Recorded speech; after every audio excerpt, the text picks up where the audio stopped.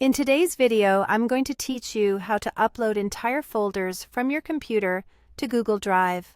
By the end, you'll know exactly how to move a whole folder with all of its files and subfolders into your Drive in just a few clicks. Start by opening your preferred web browser.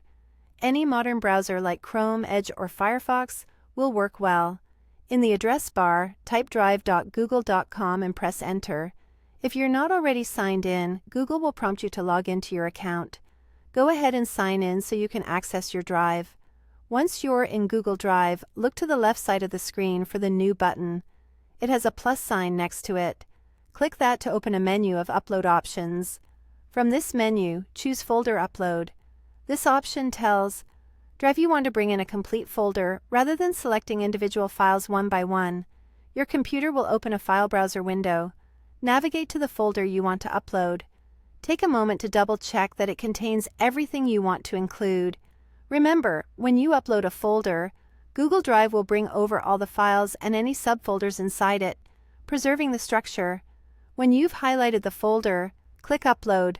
Depending on your system, you might see a confirmation prompt asking if you want to upload the entire folder. Confirm to continue. You'll see an Upload Status panel appear in the bottom right corner of Google Drive. This shows you the progress of each file as it's uploaded. Larger files and bigger folders will naturally take longer, and your internet speed can affect this as well. While the upload is running, keep the browser tab open and make sure your computer stays awake and connected to the internet. If your device goes to sleep or you lose connection, the upload may pause or fail and you'll need to resume it. When the upload finishes, your folder will appear in My Drive with the same name it had on your computer. Click into it to confirm that all your files and subfolders are present. Google Drive keeps the original organization intact, so what you see in the folder on your computer should match what you see in Drive. That's how you upload entire folders to Google Drive.